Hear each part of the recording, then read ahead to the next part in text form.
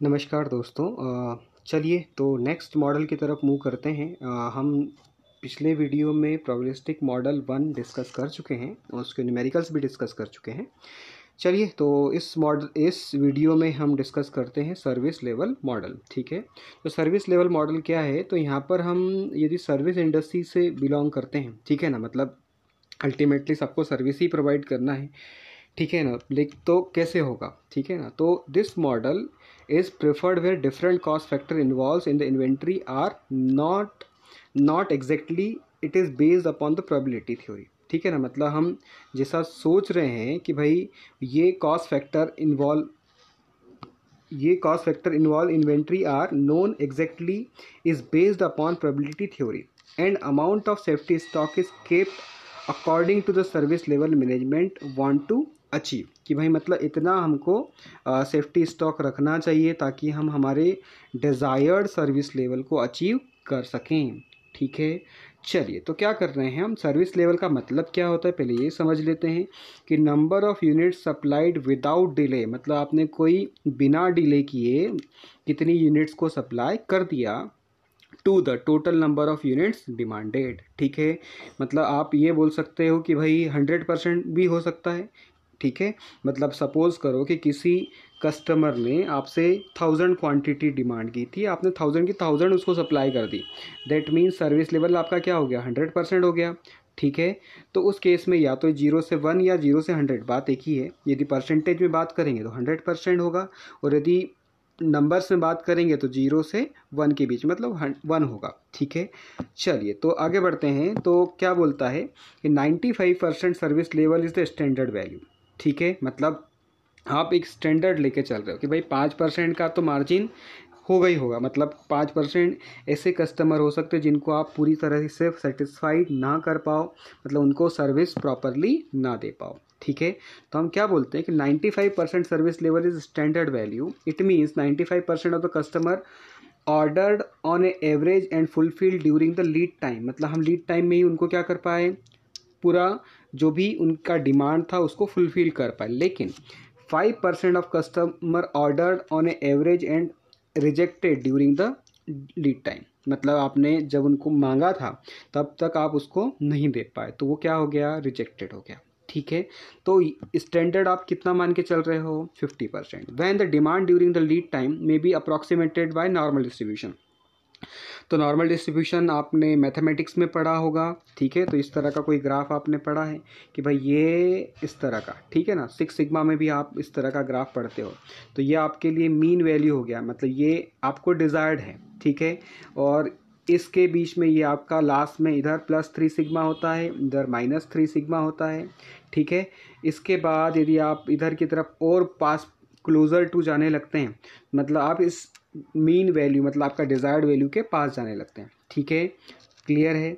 तो ये कैसे आता है, क्या होता है, ये समझते हैं अपन। ठीक है, तो इस केस में हम ये नॉर्मल डिस्ट्रीब्यूशन की बात करेंगे। ठीक है, तो इसका एटलीस्ट आपको बेसिक आइडिया होना चाहिए। ठीक है, चलिए तो क्या बोलता है कि भैया यहाँ पर क्या है, demand during the lead time में भी अप्रॉक्सीमेटेड बाय नॉर्मल डिस्ट्रीब्यूशन। तो जो डिमांड होगा वो नॉर्मल डिस्ट्रीब्यूशन के साथ होगा, एंड सर्टेन एवरेज, मतलब हम एवरेज लेंगे और इसका स्टैंडर्ड डेविएशन भी लेंगे। ठीक है, अब स्टैंडर्ड डेविएशन कैसे कैलकुलेट करते हैं, आई थिंक यदि आपने मैथमेटिक्स में पढ़ा है तो ठीक है, अच्छी बात है, नहीं तो यहाँ पर हम समझ ही लेंगे। ठीक है, चलिए तो रीऑर्डर लेवल एज यूजुअल आपका क्या है, एक्स बार प्लस जेड इंटू सिग्मा। ठीक है, तो ये एक्स बार तो आपका क्या हो गया, average demand during lead time. ठीक है, तो वही आ गया लीड टाइम इंटू डिमांड। ठीक है, इसी तरह से सिग्मा क्या हो गया आपका, standard deviation for the demand variation during the lead time, और जेड क्या हो गया आपका, standard normal variant whose value depend upon the service level required. हो सकता है किसी कंपनी में कि आपको स्टैंडर्ड वैल्यू जो है वो 95% ना दे के 96, 97 या 99% दे दिया हो, या हो सकता है कि उससे कम भी दे दिया हो। ठीक है ना, तो वो डिपेंड करता है, किस पर डिपेंड करता है, इस z की वैल्यू पर, वो नॉर्मल डिस्ट्रीब्यूशन की वैल्यू पर डिपेंड करेगा। ठीक है, तो ये आपको आई थिंक आप आगे मैथमेटिक्स में भी प्रोबेबिलिटी पढ़ोगे तो वहाँ पर भी ये कुछ जगह पर काम में आता है। तो यदि आपका Z जो है 0.84 गिवन है तो उस केस में आपका सर्विस लेवल 80% होता है। 1.28 है मतलब 90%, 1.645 है मतलब 95%, 2.33 है यदि, ठीक है, तो कितना है 99% उसका सर्विस लेवल आपको रखना पड़ेगा उस पर्टिकुलर मॉडल के लिए, उस पर्टिकुलर कंपनी के लिए, ठीक है। तो आई थिंक ये सब कुछ समझ में आया होगा। तो Z सिग्मा जो है वो यहाँ पर मेरा क्या कहलाता है, सेफ्टी स्टॉक, ठीक है। बाकी सारी टर्म्स तो हमने ऑलरेडी डिस्कस कर ही ली। अब ये एक्स बार या सिग्मा कैसे निकलेगा, ठीक है, उसको देख लेते हैं। कुछ नहीं, बड़ा सिंपल है। सपोज करो कि एक्स बार मतलब क्या हो जाएगा कि ये 3 वैल्यूज़ दिए हैं, लेट्स से 20, 21, 23, ठीक है, या 20, 24, 26 ऐसा कुछ भी दिया है। तो वहाँ से आप क्या निकाल लेंगे, एक्स बार निकाल लेंगे। तो x1 + x2 डिवाइडेड बाय 3, तो एक्स बार निकल गया। अब मुझे स्टैंडर्ड डेविएशन यदि सिग्मा निकालना है तो मैं क्या करता हूँ, square root of x1 minus x bar, मतलब x1 कितना हो गया, लेट्स से कि ये मेरा 20 है, ये मेरा 21 है, ये मेरा 23 है, ठीक है। तो इनका इसको कैलकुलेट किया मैंने तो मेरा एक्स बार आ जाएगा। तो एक्स बार जितना भी आया तो कितना आ जाएगा, 64 डिवाइडेड बाय 3, ठीक है। तो कुछ पॉइंट्स में आएगा, तो जो भी आएगा तो वो 60 एक्स बार में से इस 20 को माइनस कर देंगे, एक्स बार में से 21 को माइनस कर देंगे, एक्स बार में से 23 को माइनस कर देंगे, और एक्स बार माइनस 20 का स्क्वायर, एक्स बार माइनस 21 का स्क्वायर, एक्स बार माइनस 23 का स्क्वायर डिवाइडेड बाय 3, जितनी भी वैल्यूज़ होगी डिवाइडेड बाय 3, क्योंकि यहाँ 3 वैल्यूज़ है इसलिए 3 किया। यदि n वैल्यूज़ होती तो n, जितनी भी वैल्यूज़ होगी उतना, और उसका क्या कर दो, स्क्वायर रूट चढ़ा दो। तो यहाँ से क्या मिल जाएगा आपको, सिग्मा, एक्स बार मिल गया, सिग्मा मिल गया, तो यहाँ से क्या मिल गया, safety stock z into sigma, ठीक है। z तो आपका कांस्टेंट है, z हमने देखा ऊपर कि भाई यदि 95% मेरा सर्विस लेवल है तो उसके लिए z की वैल्यू कितनी हो जाएगी, 1.645। तो 1.645 और यहाँ से जो सिग्मा निकलेगा वो उन दोनों को मल्टीप्लाई करेंगे तो आपको क्या मिल जाएगा, सेफ्टी स्टॉक। ये है आपका नॉर्मल डिस्ट्रीब्यूशन का कर्व। सपोज़ कि आपको 94% चाहिए तो मतलब ये सेफ्टी स्टॉक रखना पड़ेगा, मतलब यहाँ पर आप इसमें बिलोंग करेंगे, मतलब ये आपका रीऑर्डर लेवल हो जाएगा, मतलब 280 क्वांटिटी हो जाएगा। अच्छा कैसे आ रहा है ये समझ लेते हैं पहले, ठीक है ना। तो लीड टाइम सपोज करो 10 डेज देके रखा है, डिमांड रेट मेरा 20 डेज देके रखा है, तो एक्स बार मेरा कितना हो गया, 200 यूनिट। कहता है कैसे आया, lead time into demand rate क्या कहलाता है मेरा, एक्स बार, ठीक है। सॉरी, हाँ, ये एक्स बार आपको गिवन होगा, मतलब एक्स बार यहाँ पर ये गिवन है, सॉरी, ठीक है। तो एक्स बार आपको गिवन है, ठीक है। सेफ्टी स्टॉक, तो सेफ्टी स्टॉक मतलब अभी देखा z इंटू सिग्मा, मतलब z इंटू सिग्मा। तो इस केस में यदि सेफ्टी स्टॉक लेट से कि आपको कितना दिया है, 80 यूनिट दिया हुआ है, ठीक है। तो आपको क्या करना पड़ेगा, और सर्विस लेवल कितना एक्सपेक्टेड है, 94%। तो shaded area represent the service level. तो ये आपका चाहिए था इतना कि भाई ये एक्स बार है और मैं इससे कितना वेरिएट कर सकता हूँ, 280। अब ये 280 कैसे आया, 200 + 80, क्योंकि अभी अपन ने देखा ना, क्या देखा कि भैया जो मेरा रीऑर्डर लेवल जो था वो कितना था, एक्स बार + z इंटू सिग्मा, ठीक है। तो z सिग्मा पहले निकाला, तो z सिग्मा मतलब सेफ्टी स्टॉक निकाला, सेफ्टी स्टॉक कितना आ गया मेरा, 80 यूनिट, एक्स बार मेरा कितना है 200, तो दोनों को ऐड किया तो कितना आ गया मेरा रीऑर्डर लेवल, 280 आ गया। मतलब मैं इससे कितना वेरी कर सकता हूँ, 280 तक जा सकता हूँ, मतलब मेरे पास ये 80 यूनिट का मार्जिन हो गया अल्टीमेटली, आप ऐसा बोल सकते हो। तो ये मेरा रीऑर्डर लेवल हो गया 280। सपोज़ कि ये आपको बोल रहा है कि 250 पर, तो 250 पर ये कितना होगा, तो बोले 0.025 होगा, ठीक है। ये इसने कैसे निकाला, तो ये हो गया आपका एज यूजुअल सेफ्टी स्टॉक। देखो ये आपका रीऑर्डर लेवल हो गया, तो safety stock plus lead time.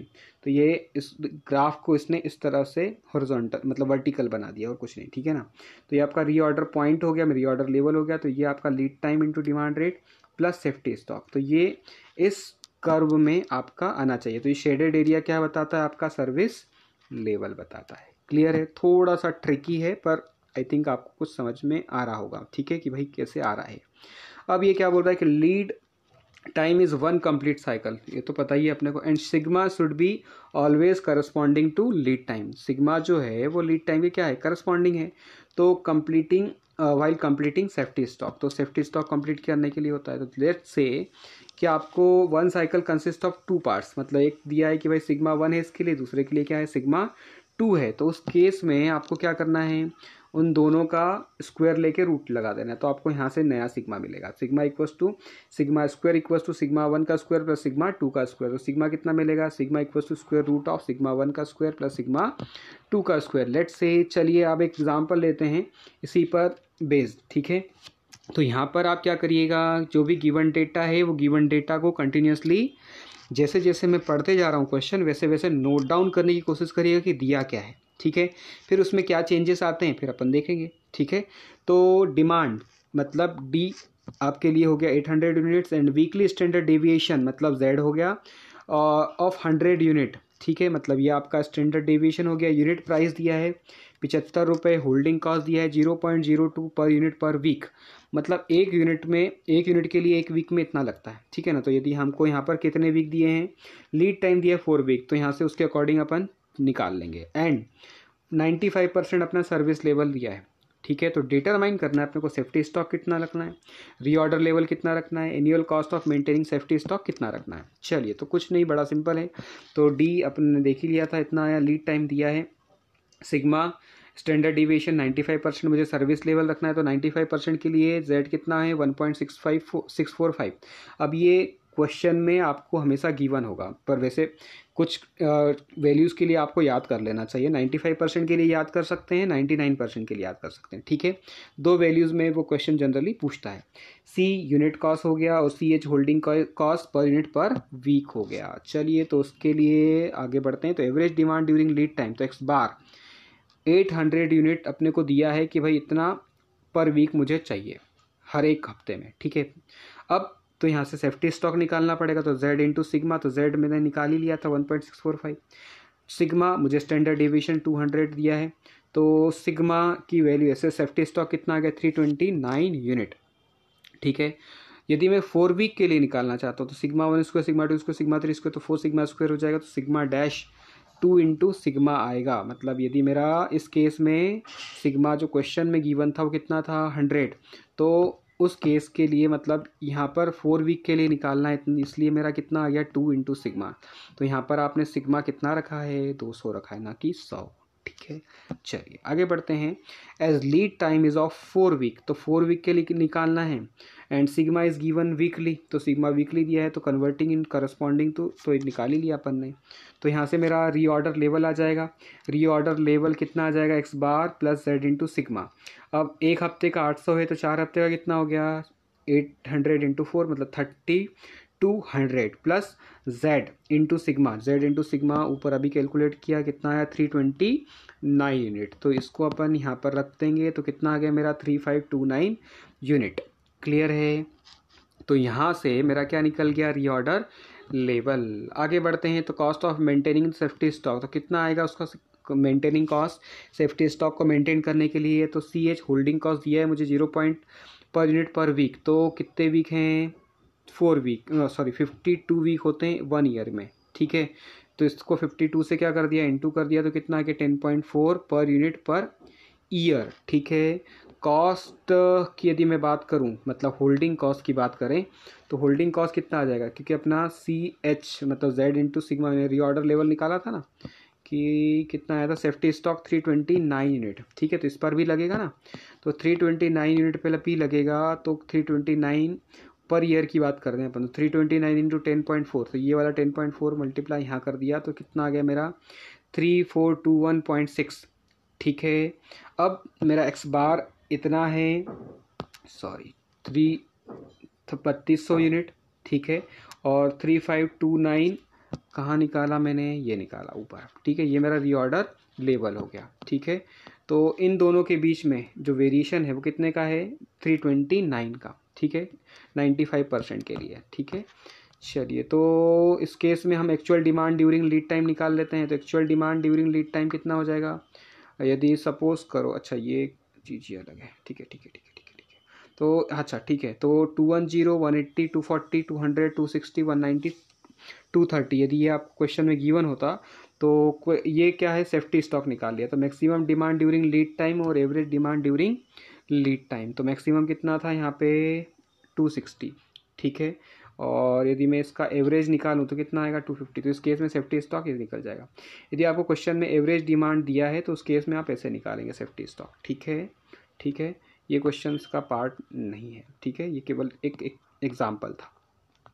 चलिए नेक्स्ट एग्जांपल देखते हैं। For a production system annual consumption इतना दिया है 20,000 यूनिट दिया है, कॉस्ट ऑफ पर यूनिट दिया है मतलब एक यूनिट का कॉस्ट दिया है 4 रुपीज़, ऑर्डरिंग कॉस्ट दिया है 60 रुपीज़ पर ऑर्डर, इन्वेंट्री कैरिंग कॉस्ट 0.6 पर यूनिट पर ईयर, पास लीड टाइम जो है वो इतना दिया है, ठीक है ना, तो इतने डेज में दिया है। तो जैसे यहाँ पर था ना ये वाला, ठीक है, तो जब इस तरह से दिया हो तब सेफ्टी स्टॉक ऐसे निकालना है। तो इस क्वेश्चन में अपन ये यूज़ करेंगे, इसलिए अपन ने पहले डिस्कस कर लिया। If these are 250 working days in a year, मतलब 250 दिन आप काम कर रहे हैं, तो उस केस में निकालो भैया यू क्यू निकालो, सेफ्टी स्टॉक निकालो, रीऑर्डर लेवल निकालो और एवरेज स्टॉक इन इन्वेंट्री निकालो। तो यू क्यू तो एज यूजुअल मैंने फर्स्ट वाले मॉडल का फार्मूला यूज़ कर लिया, square root of twice of COD upon CH, तो ये मेरा कितना आ गया 2000 यूनिट। अब मैं सेफ्टी स्टॉक निकालना चाहता हूँ, तो maximum demand during lead time to the average demand during lead time, तो maximum demand during lead time, तो यहाँ पर देखो भैया मैक्सिमम कितना है, तो ये सब गिवन वैल्यूज़ में मैक्सिमम कितना है मेरा 27, इन सबको सम करो और उसको कितनी वैल्यू है 3 और 3 6, तो 6 से डिवाइड करो, 15 + 20 + 18 + 12 + 22 + 27 डिवाइडेड बाय 6, तो यहाँ से क्या निकल जाएगा एवरेज, तो वो आया कितना मेरा 19, तो 27 - 19 किया और डिमांड रेट निकालना है 250 दिन, और कितनी यूनिट साल भर में प्रोड्यूस करना है 20,000, कितने दिन काम चल रहा है 250 दिन, ठीक है, तो 20,000 डिवाइडेड बाय 250, तो कितना आ गया सेफ्टी स्टॉक मेरा 640 यूनिट, ठीक है। चलिए तो इसी से हम आगे बढ़ते हैं। तो रीऑर्डर लेवल निकाल सकते हैं। तो रीऑर्डर लेवल क्या होता है, average lead time into demand rate plus safety stock. तो 19 हमारा एवरेज लीड टाइम आया था, पहले कैलकुलेट कर चुके हैं। 20,000 हमारा साल भर का डिमांड है, कैपिटल डी, 250 दिन पर डेज हम काम कर रहे हैं, और सेफ्टी स्टॉक निकाला भी तो 640 आया। तो कितना आ गया मेरा रीऑर्डर लेवल 2160 यूनिट, मतलब इतनी यूनिट होगी तब अपने को वापस से क्या करना है, रीऑर्डर करना है। एवरेज स्टॉक निकाल लेंगे, तो एवरेज स्टॉक का फॉर्मूला पता ही अपने को कि Q/2 plus safety stock. Q star निकाला था मैंने 2000 यूनिट आया था, 2000/2 तो कितना आ गया 1000 प्लस 640 तो 1640 यूनिट। ये मेरा क्या आ गया एवरेज स्टॉक आ गया। चलिए तो लास्टली हम ये टॉपिक डिस्कस कर ही लेते हैं इसी वीडियो में। तो इन्वेंट्री का क्लासिफिकेशन और कंट्रोल। तो इन्वेंट्री क्लासिफिकेशन की यदि मैं बात कर रहा हूँ तो ABC के बेसिस पे इसको डिवाइड करते हैं, ठीक है। मतलब हमारे पास ये जो इन्वेंट्री क्लासिफिकेशन है, ठीक है, इसमें क्या कर रहे हैं हम कि आप क्या कर रहे हो कि इसको क्या कर रहे हो, कुछ कैटेगरीज में रख रहे हो आपके पास जो आइटम है।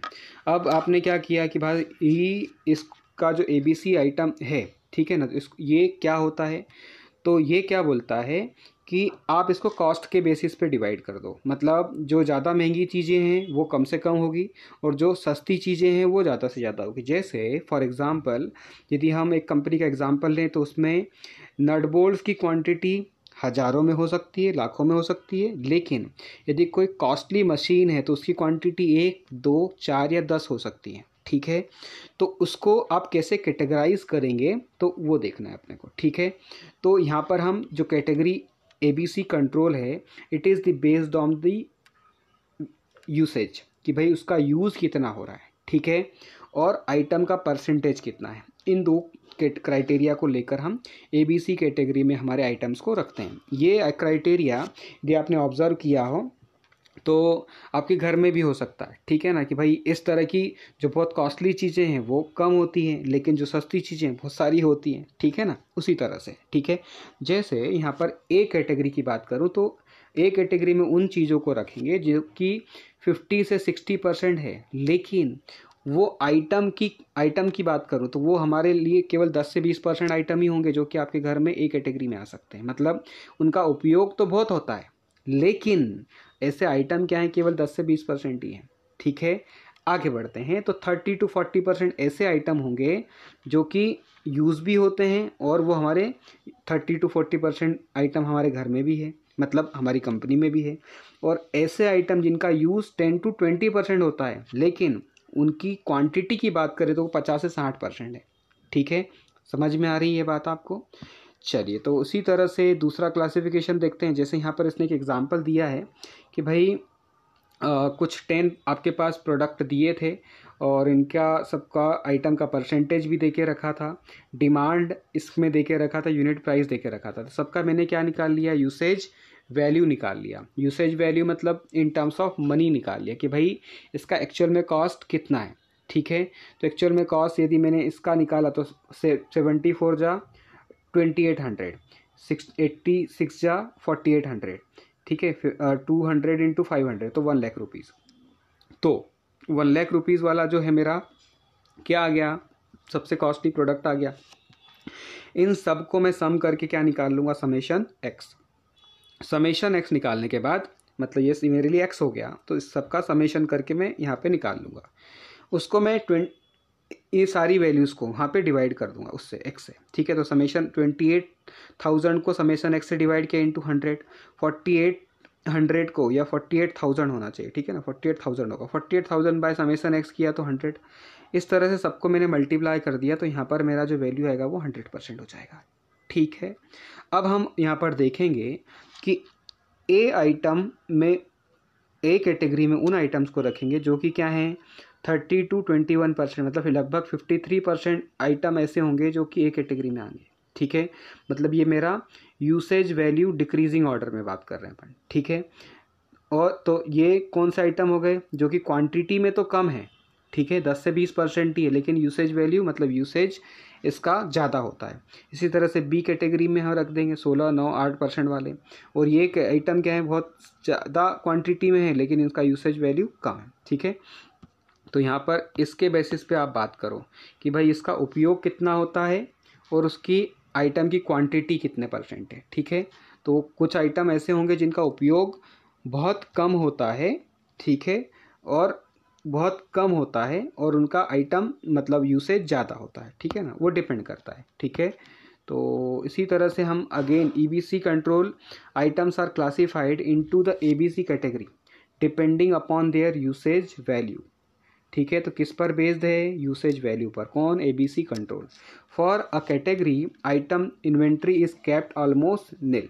ठीक है, तो ए कैटेगरी में उन को रखेंगे, उन आइटम्स को रखा जाएगा जिनकी क्वांटिटी लगभग नील के बराबर है, मतलब 1 या 2 हैं, 4 या 6 हैं। And frequent review is done on the other hand C category item large amount of inventory is kept, मतलब ऐसे आइटम को रखेंगे सी कैटेगरी में जो बहुत ज़्यादा क्वांटिटी में। ठीक है, और इनके बीच में जो आएंगे उनको हम बी में रखेंगे। ठीक है, चलिए आगे है next classification vital, essential and desirable. ठीक है, क्या ज़रूरी है, उससे कम ज़रूरी और उससे कम ज़रूरी। ठीक है, तो इन्वेंट्री क्लासिफाइड इसके इम्पॉर्टेंस के बेसिस पर। ठीक है, कि मतलब आप सीधी बात करें तो हम इसको हमारी लाइफ में भी अप्लाई कर सकते हैं कि हमारे लिए कौन सा काम ज़रूरी है, अभी कौन सा एकदम ज़रूरी है, उससे कम ज़रूरी कौन सा, उससे कम ज़रूरी कौन सा है। तो यदि आप ये कैटेगराइज करते आ जाएगा तो आपकी लाइफ में भी प्रायोरिटी डिसाइड हो जाएगी। उसी तरह से इन्वेंट्री की बात कर रहे हैं हम, तो इन्वेंट्री में भी क्या हो रहा है, on the basis of importance of inventory. ठीक है, इन द प्रोडक्शन सिस्टम, कि भाई ये आइटम होगा तो ही मेरा काम चल पाएगा, नहीं तो नहीं चल पाएगा। तो वाइटल मतलब सबसे ज़्यादा इम्पॉर्टेंट। ठीक है, वेरी इंपॉर्टेंट, तो इसके बिना प्रोडक्शन लाइन या प्रोडक्शन सिस्टम रन ही नहीं कर सकता। ई जो है skip for a short time, मतलब अपन शॉर्ट टाइम के लिए उसको छोड़ सकते हैं कि भाई हाँ ठीक है आज नहीं है तो कल ये आइटम आ जाएगा, पर इसकी वजह से मेरा प्रोडक्शन लाइन ब्लॉक या रुकेगा नहीं। एंड डी जो है मतलब ये ऐसे हैं जो कि प्रोडक्शन लाइन को अफेक्ट ही नहीं करते। ठीक है, तो ऐसे कुछ आइटम होंगे। ठीक है, तो उनको हम वाइटल, एसेंशियल और डिज़ायरेबल में डिवाइड करते हैं। बस यहाँ पर ये ध्यान रखिए कि वाइटल, एसेंशियल और डिज़ायरेबल किस बेसिस पर डिसाइड कर रहे हैं हम, on the basis of importance of inventory item in the production system, on the basis of importance. ठीक है, चलिए इसी तरह से अगला जो है वो HML है, high, medium and low. It is based on the cost, कि भाई एक पर यूनिट कॉस्ट कितना है। तो inventories are classified on the basis of unit price of inventory, कि भाई एक यूनिट का कॉस्ट कितना जा रहा है। ठीक है। तो जिसका सबसे ज़्यादा जा रहा है उसको अलग कैटेगरी में, जिसका और कम जा रहा है उसको मीडियम में, जिसका सबसे कम जा रहा है उसको लो कैटेगरी में, ठीक है। And the next is SDE, square, difficult and easy. इसी तरह से हम on the basis of availability कि भाई कौन ईजीली मिल जाता है, कौन उससे ज़्यादा ईजीली नहीं मिल पाता है, और एकदम बिल्कुल रेयरली कौन मिलता है, ठीक है। तो SDE क्लासिफिकेशन किस पे बेसिस पे किया जा रहा है, on the basis of scarce, difficult और इजी। अवेलेबिलिटी की सीधी सीधी बात करें तो SD classification is based on availability, ठीक है। तो ये क्वेश्चन भी बहुत बार IAS में भी पूछा जा चुका है, ठीक है, और कभी कभी गेट में भी इससे एक छोटा सा क्वेश्चन बन सकता है। तो इन पॉइंट्स को आप ध्यान रखिएगा कि यदि मैं ABC कैटेगरी का ABC के अकॉर्डिंग इन्वेंट्री जमा रहा हूँ, या HML के अकॉर्डिंग, या SD के अकॉर्डिंग, या VL के अकॉर्डिंग, तो ये किस बेसिस पर इसको डिसाइड किया है, ठीक है। तो ये आपको मालूम होना चाहिए। चलिए, तो यहाँ पर इन्वेंट्री कंट्रोल कंप्लीट होता है। Thank you for watching my video and wish you all the best for your exam. चलिए, तो मिलते हैं अगले वीडियो में एक नए टॉपिक के साथ। That new topic is sequencing. चलिए, तो यहाँ पर इन्वेंट्री कंट्रोल कंप्लीट होता है। Thank you for watching. और इस पर बेस्ड क्वेश्चन जितने भी आप मिल रहे हैं, आपको जहाँ से भी मिल रहे हैं, प्रीवियस ईयर के क्वेश्चन आप लगाइए, ठीक है। वर्कबुक के क्वेश्चन लगाइए, IAS के क्वेश्चन लगाइए, जहाँ से भी क्वेश्चन मिल रहे हैं सब लगाइए, ठीक है। थ्योरी पढ़ने के बाद फॉर्मूले लिखें, फॉर्मूले लिखने के बाद न्यूमेरिकल करना मैंडेटरी है। चलिए, तो ये थोड़ा सा रूल फॉलो करिएगा, तो आई थिंक आपका एक जो स्कोर होगा या गेट का रैंक होगा बहुत ही अच्छा आएगा। Wish you all the best for your exam. Thank you for watching.